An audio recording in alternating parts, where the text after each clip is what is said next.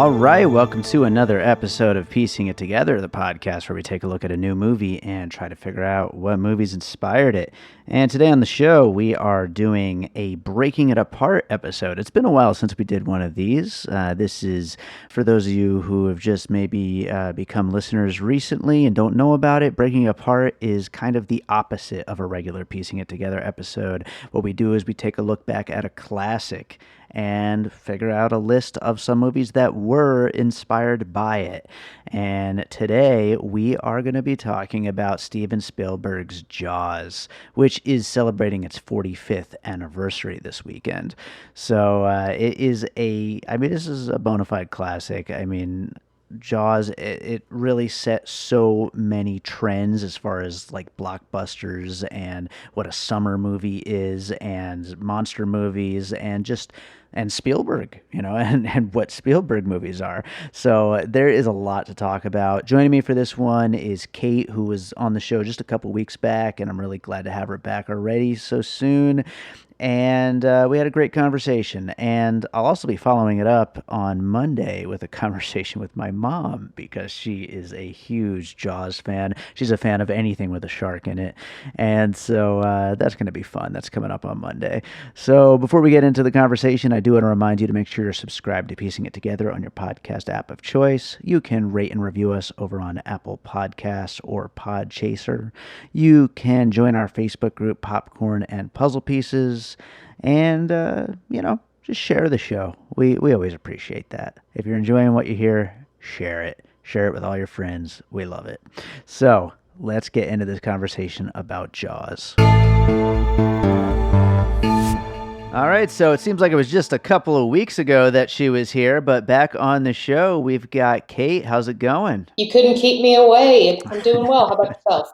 I'm doing all right. I am excited to talk about the movie we're talking about today. We are going to go back. We're doing a Breaking It Apart episode. We are talking about Jaws, which is having its 45th anniversary this month.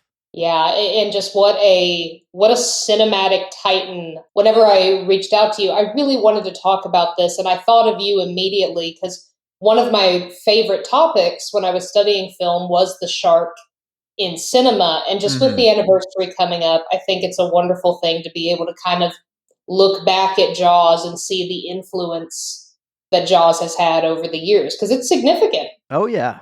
Absolutely. I that's like one of my major notes that I wrote down, like thinking of a list of movies that were inspired by Jaws. We could sit here for hours. Like there's so many. It's such a hugely influential movie. And I should get this out of the way, like right at the top of this conversation.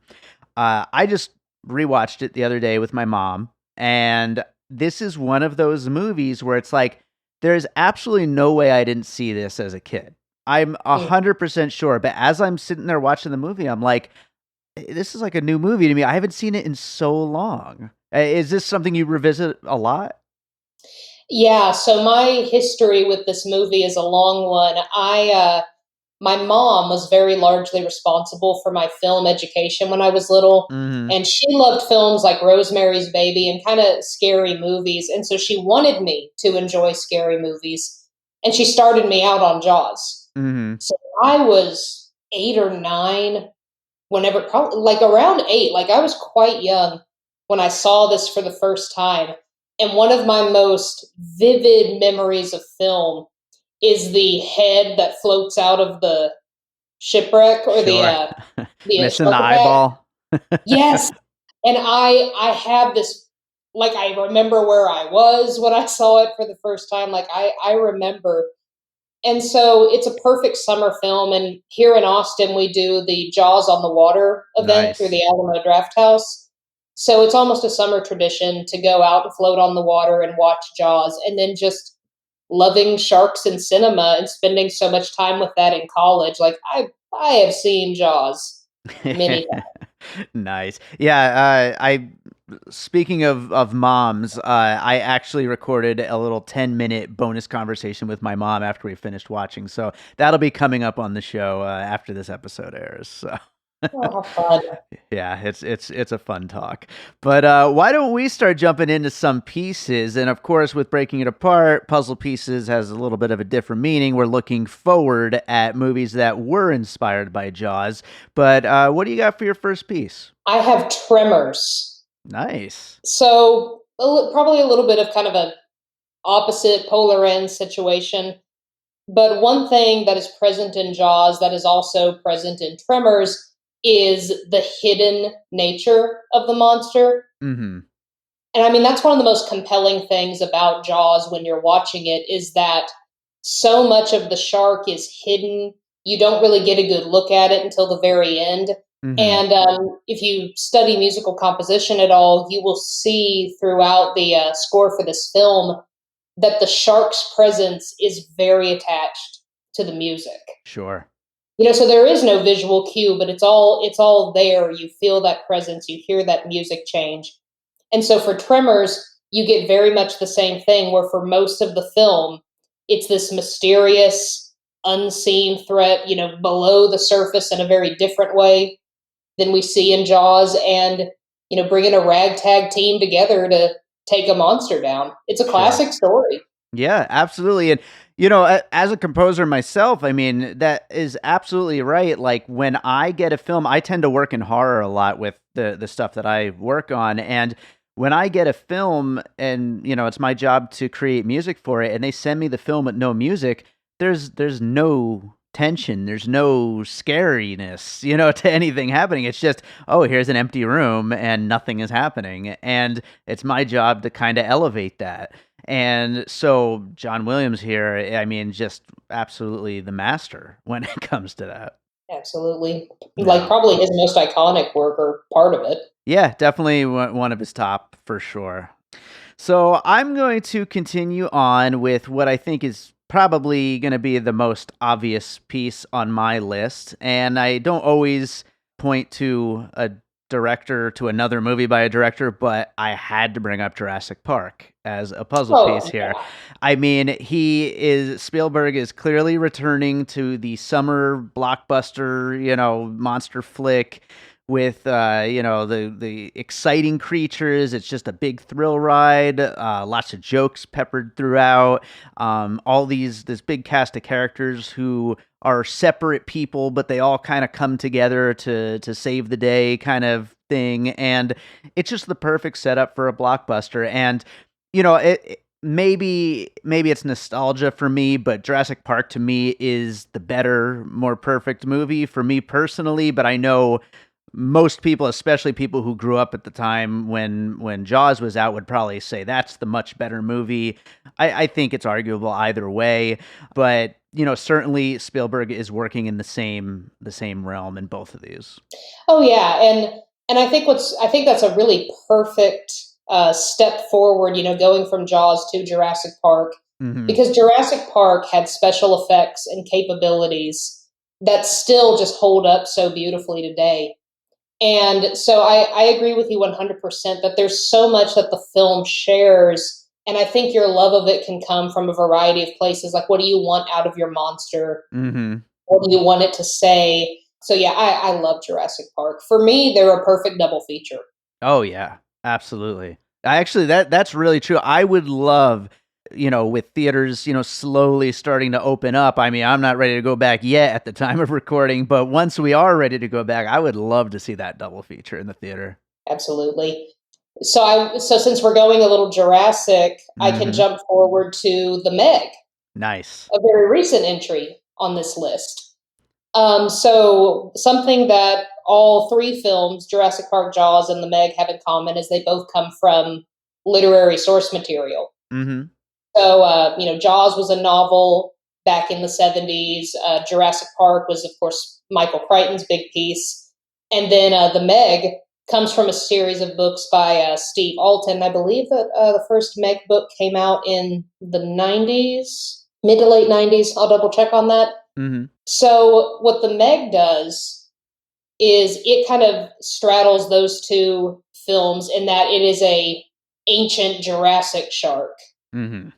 that is brought forward into the world. And of course, with any shark film, there's very clear homage to Jaws. Like Jaws invented the shark as a cinematic figure. Like all of those iconic, the fins slicing through the water, Mm-hmm. the image of the predator passing underneath, the bikini babe of the day. I Mm-hmm. mean, that all comes straight from Jaws. It's incredibly present in the Meg. And in my study of sharks in cinema, I came to recognize the shark not just as an iconic horror figure, Mm. coming from Jaws, but I think that there's a lot of parallel between shark films and politics. Shark films always align very closely with environmental concerns. I mean, even now in the age of COVID-19, Mm-hmm. there have been plenty of Jaws memes Yeah. going around referencing, the villainous mayor who opened the beaches when he knew it was dangerous. And it's very interesting how shark movies, and especially Jaws, tend to position themselves in this really political way. And The Meg is a very recent example of that, kind of in the Jurassic Park vein of science going too far. Sure, sure. Yeah, I didn't like the Meg. I thought it was like super boring and it was disappointing to me, but at the same time I was almost going to include it on my list because just the fact that only a couple of years ago and we're getting another Jaws basically. Like that formula is still so prevalent in movies, and I mean that's not even counting, the probably 20, direct to streaming Jaws type movies that have come out recently. But to speak to the politics angle, I was really I wouldn't say surprised because like you said the memes are out there, but again, not having seen Jaws in 20 plus years and not really remembering it very well. I mean, this is like the ultimate, but the economy movie. Mm-hmm. It really is perfect for what's been happening these last few months. And I wrote down one like kind of throwaway line. One of the townspeople, when they're talking about closing things down for the day, says 24 hours is like 3 weeks. And it's just like, how much is that? Just everybody who is like out there in the streets, like complaining about shutdowns and stuff like that. Yeah, 45 years since the release, and we as a society have not changed much. Not a bit. Well, I will go to another piece then, and I'm going to go just a few years later, after Jaws, to Roger Corman's 1978 Piranha, which is pretty much like a parody in a lot of ways. And, a lot of these, creature feature type movies definitely leaned into the comedy aspect of Jaws, of, kind of the silliness of these people all getting picked off by, whatever these creatures are. And, it is scary. It definitely, makes you scared of the water, but at the same time, it's prime for comedy, and I actually personally really loved the 2010 update, Piranha 3D, which is a pseudo remake slash continuation of the story, mostly a remake though. But yeah, I was almost gonna use that one, but I figured I'd use the original though as the actual puzzle piece. Well, that's the really fun thing about horror is that it's such a formulaic genre. Hmm. And it doesn't matter what sort of film you're watching, for slasher films, for anything, there's formula, there are tropes, and it's always interesting to see how it starts off terrifying. Hmm. So you go back to the slasher films of the early 80s when it's played for real scares, and then you go all the way to Scream, where now it's so familiar that it can be played on. And I mean, the shark movie functions exactly the same way. Yeah. My study of shark films actually started with Sharknado. Nice. I was in a film class and we had the opportunity to choose a film, and it had to be based on, it was all about how animals are presented and personified in culture. Hmm. And so we had to choose an animal film. I wanted to do sharks. I've always loved sharks. And I had to sell my professor on Sharknado. And she's like, tell me about the academia of Sharknado. And it's like, well, I can. well, it has really strong roots in Jaws, and that's a perfect example Hmm. of how the shark genre is truly terrifying, has terrified and fascinated people for years, and with its own funny set of tropes. We all can conjure up the image of the bikini babe paddling in the water, being filmed from underneath. You're right. Yeah. We've all had the sex rules apply, in horror films. The couple that goes and makes out in the water, they don't come out. Nope. And that has just extended so far, and you see it all present in Sharknado, Sharktopus, Megalodon versus Mecha Shark, all fantastic movies. I just think it would have been really funny right now if you had come with a list and right there you just kept going and going and going, not just 3 but like 50 of those kinds. I mean, the knowledge is there, and you're not looking at my notepad, but they're all there. Yeah. 3-headed shark attack, swamp shark, ghost shark. I just watched Ouija Shark the other day. Yeah, one of my friends said it was pretty fun. My partner takes absolutely zero interest in what I do, but every now and then I'll have a screener that he's like, "Oh, I'd like to watch that with you." And he was very disappointed in Ouija Shark. He's like, "I can't believe that of all the stuff that we had time to sit down for this week, you saved this for me." I didn't know. It's a shame it didn't live up to expectations. No, not nearly enough Ouija. So I guess I will. What was that combination of Sharknadoes? Was that your next puzzle piece? Yeah, I would say that I had officially listed Sharktopus. Okay. As my puzzle piece, but all kind of that whole silly shark genre, mostly stemming from either environmental anxieties that are shown in Jaws or governments sticking shark heads on octopus. Yeah. Perfect. All right. Well, then I will move on to my next piece, which you were actually kind of just hinting at a little bit in that last little discussion there, which is slasher movies kind of in general. I was going to kind of point to the Friday the 13th movies, which came around 5 years later and never stopped from there on for a solid decade or two. But, this movie does kind of lay down the blueprint for the slasher movie of, opening with one death and then, something's in the town or something's at the camp or, there's something killing people, and then we slowly get to see one more death after another death until finally they, get to really reckon with this thing and try to fight back. And it's a tried and true formula, and it works super well. And the reason I was going to point specifically to the Friday the 13th is because there's a lake involved. So. Absolutely.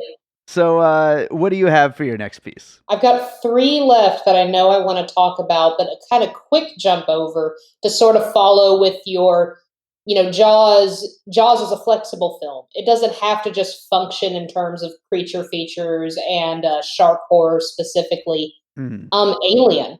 Sure. When Alien was first pitched, it was pitched as Jaws, but in space. That's how the concept was put together. That's right. And so kind of following with your same deal, except in the world of kind of horror sci-fi, this creature, this monster that you're only getting hints of. It's a big reveal. It's very fun to see that tension built slowly up. I think of it like H.P. Lovecraft. Sure.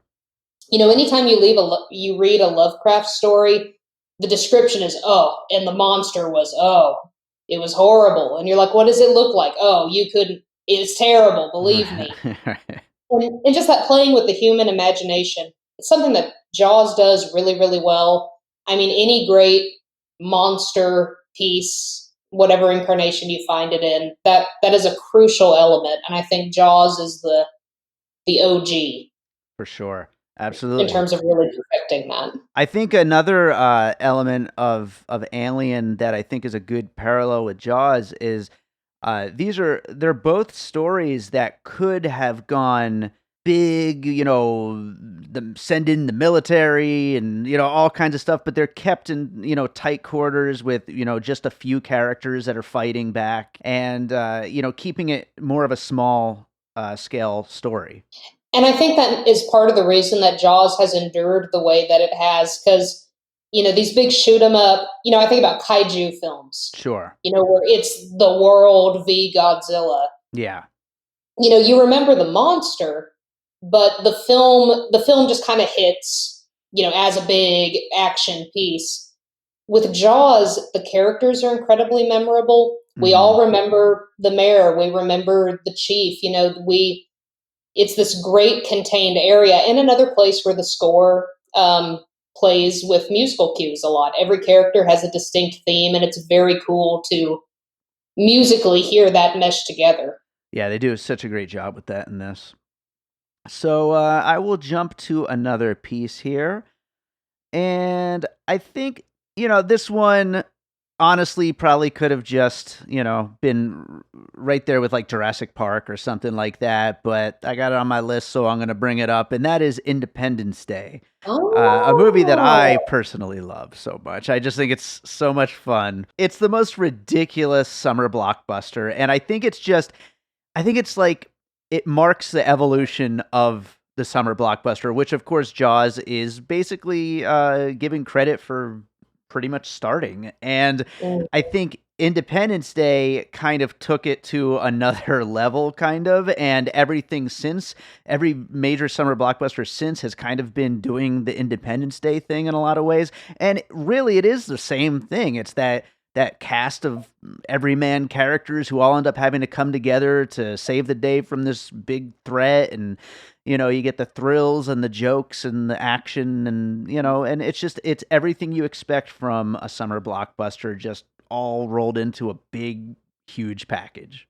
that's a fantastic choice. I hadn't even thought about Independence Day, but you're 100% right. And again, another perfect summer movie.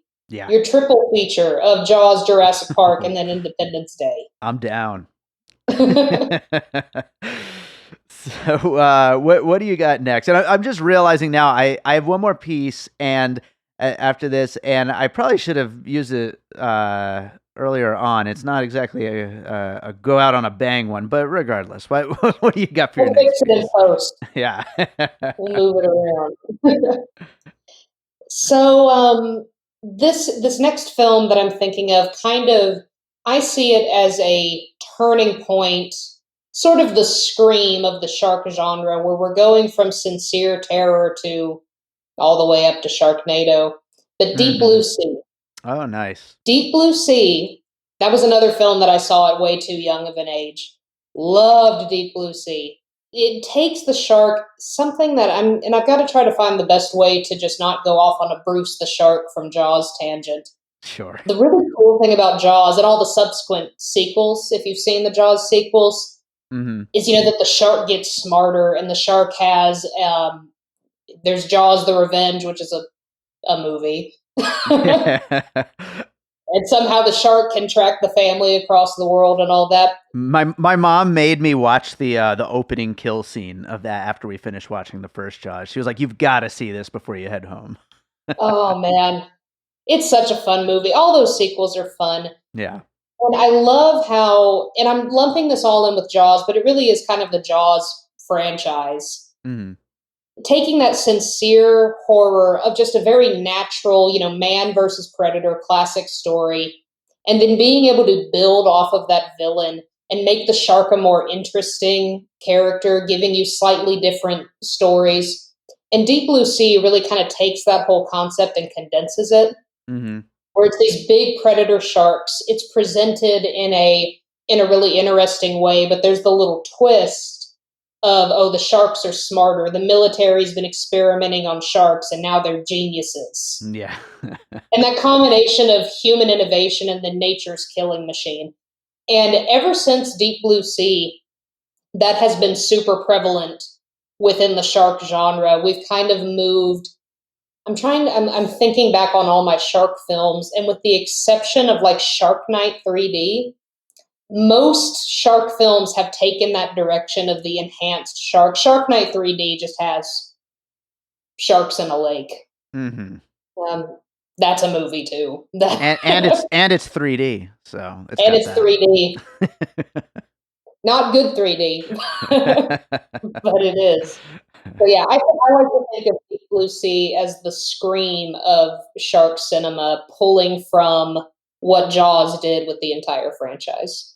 Sure. I think that absolutely works, and great movie. Like one of my favorite of the shark subgenre of horror movies. I think it's just such a fun movie. And also, not on my list, but I was almost going to include it, but I think the same summer, Lake Placid came out. Yes, that was my Yeah. last one. Oh, really? That's on your list? Okay, Mhm. sorry, I stole it from you. Yeah, Lake It's Placid was okay. a lot of fun and totally like it felt like monster movies were going to be back for a while after that summer with those two movies. Well, I think just it's such a common fear, and that's one thing I love about sharks in cinema is if if you've ever looked at any of my other work in horror, I love to talk about horror in terms of a societal lens. Like Mhm. especially if you're talking about gender and politics, like horror likes to put itself in the current moment.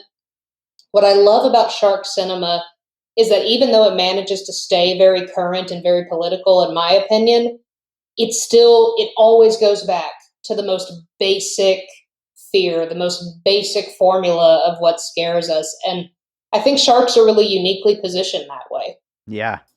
It's just this You big can't do mouth that with with teeth. ghosts or killers.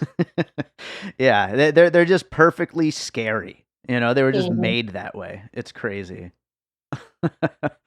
So, all right, well then I'll go with my last piece then, which is just an absolute classic. It's called Anaconda, starring John Voight and J Lo and Ice Cube, and Oh, it's so good. it's such a freaking good movie. And I think the reason I wanted to include it, aside from just being an amazing movie, it's taking a real scary creature and just making it bigger.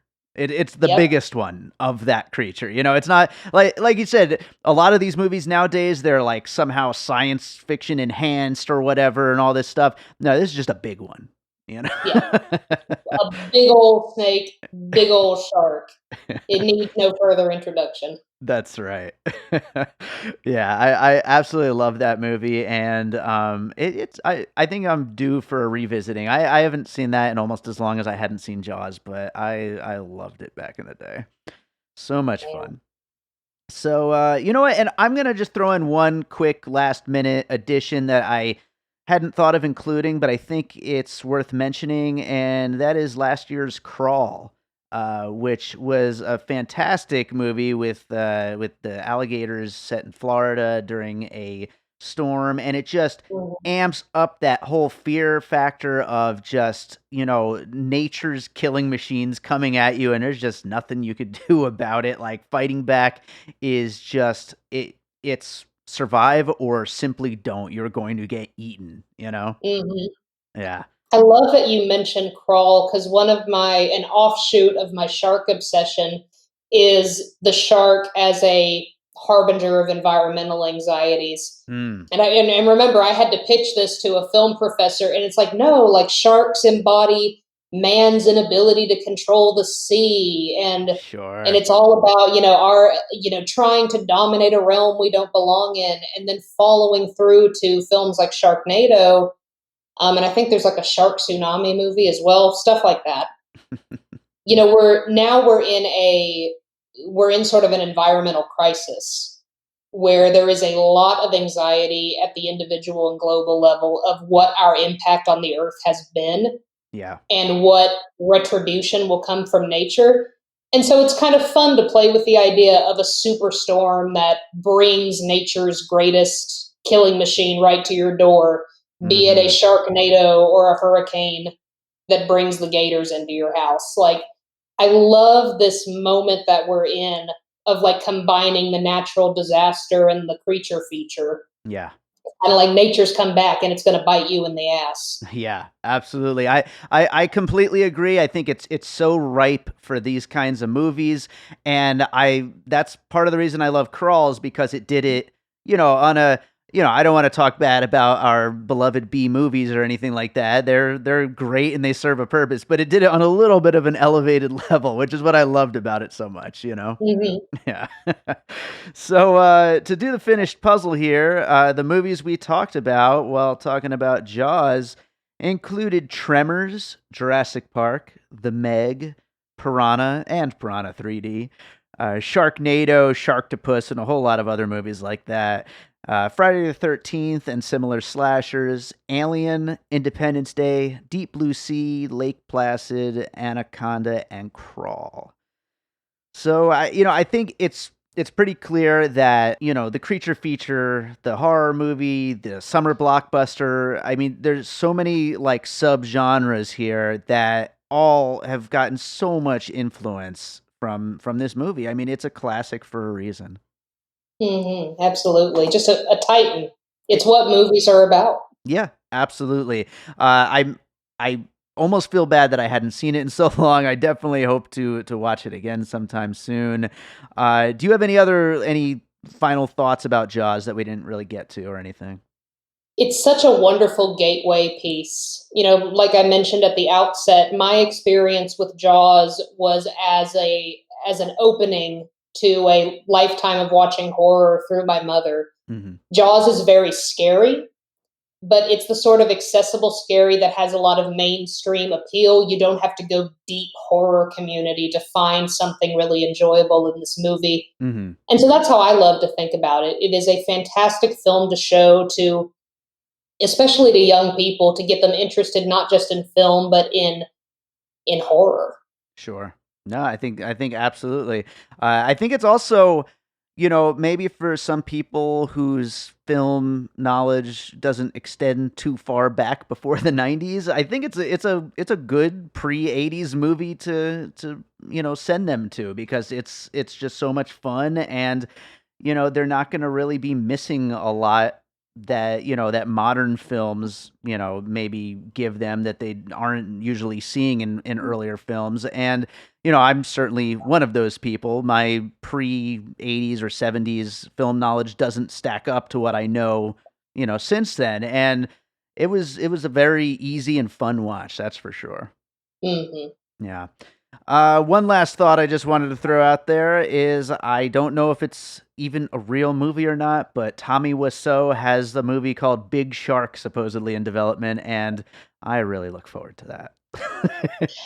I big fan of Tommy Wiseau and his work. An esteemed creator in our space, Yes. and That's the way to put it. yeah, the notion of a big shark in New Orleans, that I'd love to see it. Top of the list. I can't wait.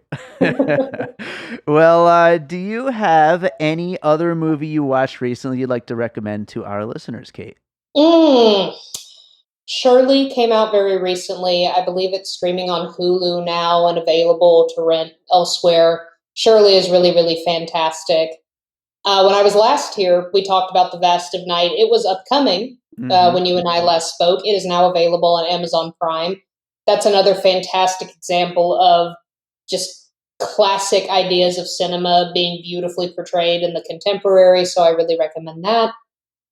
And go watch Jaws. Yes. It's the summertime. And many of us are still spending more time at home. So get your beach vibes the good old-fashioned way in front of the TV. Absolutely. This is going to be going up the day before the 45th anniversary of Jaws, so people go watch it, absolutely. And hopefully by the time this goes up, I'll have finally watched Shirley. We've tried like 3 times, and every time we get interrupted and then have to turn it off, so it's going to get watched. Oh yeah, it is you got to sit for it. Yeah. You got to mentally prepare. It felt like the kind of movie that we had to like be in, and we're like, yeah, this isn't happening today. Let's save it. Well, Kate, thank you again for being here. This was a great conversation about Jaws. Tell people where they could find the rest of your work. Absolutely. So the best place to follow me is on Twitter at Kate Does. That's at CAITDOES. What Kate does is entertainment journalism, feature pieces on film and culture, film reviews. I will send this piece to you, so maybe you can include it for those that are interested.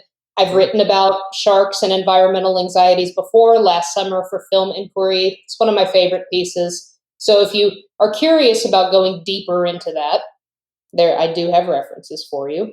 Sweet. I'll definitely put that link in the show notes for people. So thank you so much for coming back so soon to do this. Maybe we'll do it again one of these days. I'd love to. Oh, I'm a regular now. This is so much fun. Awesome. Well, I look forward to it, Kate. We're queer. We're geeks. We're queeks. Superheroes, Star Wars, Broadway, Drag Race. So if you're super gay, super nerdy, or anything in between, listen to Queeks today. Wherever fine podcasts are sold. And find us on Instagram at Queeks Podcast. All right, so I hope you enjoyed that conversation about Jaws. Remember, on Monday, I got my mom coming by. We're going to be talking about it, too. It's just a little 10-minute quickie, but it's funny, so you're going to want to check that out. So make sure you're subscribed to Piecing It Together wherever it is that you listen to podcasts, and of course, you will get that right there in your podcast app immediately when it goes up, or, within a couple hours or something like that. I don't know how the apps work. I think sometimes it takes a little bit of extra time for it to download, or for it to finish making its way through the RSS feeds and doing all the stuff that podcasts do. I can't keep track. Anyway, I think we can wrap this thing up for today. Just want to thank you all for listening so much. And you know what? We're going to play a track, a piece of music to close it out, as I always do on this show. But before we do, I just want to let you know there is a contest going on over on our website. So check the show notes of this Jaws episode for more details. You can also find out about it over on social media at PiecingPod. But we have a contest going on for a Mondo Jurassic Park jigsaw puzzle, which is super cool. I kind of wish I was just keeping it for myself, but I'm going to be giving this thing away. So more details on how to enter, check out the show notes for this episode, or go follow us on social media and get the info over there. But contest time. And there's going to be tons more contests in the coming months. We're just trying to find the best ways to run these things, but I want to do all kinds of fun stuff like that in the coming months. So let's close this thing out with a piece of music like we always do. And I think I've played this on the show a bunch of times in the past, but I think for a movie like Jaws, it's very fitting to play this track, Cut Open, from my album An Unseen Sky. So this is Cut Open. Enjoy it. Make sure to check out that contest to try to win that Mondo Jurassic Park jigsaw puzzle. And thanks for listening. As always, we'll be back with more Piecing It Together coming up next week.